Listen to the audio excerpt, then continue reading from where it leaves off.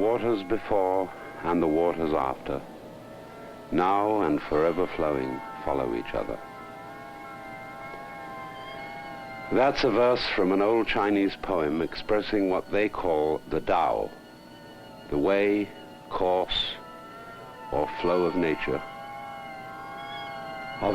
seen as spontaneous and liquid movement. The philosopher Lao Tzu, writing some 2,400 years ago, put it this way: the great Tao flows everywhere, both to the right and to the left. It loves and nourishes all things, but does not lord it over them. And when good things are achieved, it makes no claim to them. For the whole world is liquid, and even rocks, bones, and shells are pieces of sculpture whose forms memorialize the essential patterns of flowing water.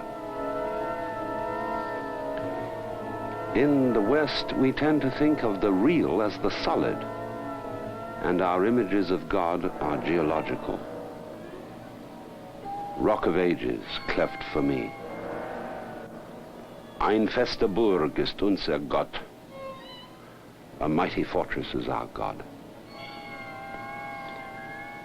We look for firm, rigid ground upon which to stand. Yet, as one of our own poets says, the hills are shadows, and they flow from form to form, and nothing stands. There is no firm ground. We live on a ball, floating and falling in space. The very liveliness of life and death, for the two are inseparable, is change. And this movement, this energy, cannot be captured or pinned down. Water taken from a stream in a bucket no longer streams. And wind caught in a box is dead air, no longer blowing.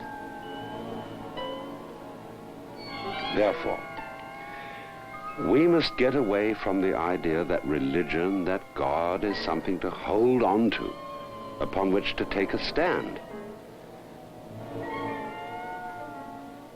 In a liquid universe, the art of life is like swimming, and one does not swim by clutching the water or trying to stand upon it.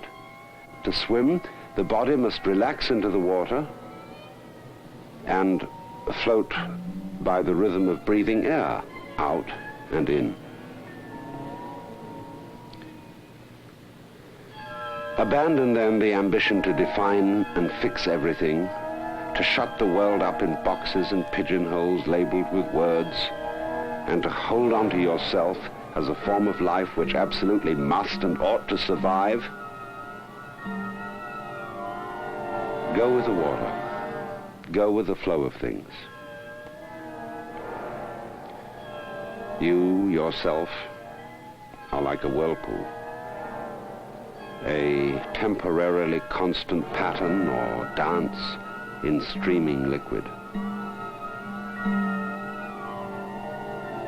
In the hypnotic illusions created by speech, we say that there is such a thing as a flame on the top of a candle. But a flame is actually a stream of hot gas. And ourselves and our bodies are just the same kind of thing. Thing? I should rather say event, action, or process. And the real fundamental you is not so much the whirlpool as the whole river, which is simultaneously source, stream, estuary, ocean, clouds, and rain. Flow, go with it, then. And do not resist time, change, and death. For the only real problematic form of death is rigidity and resistance to change. To quote Lao Tzu again, man at his birth is supple and tender, but in death he is rigid and hard.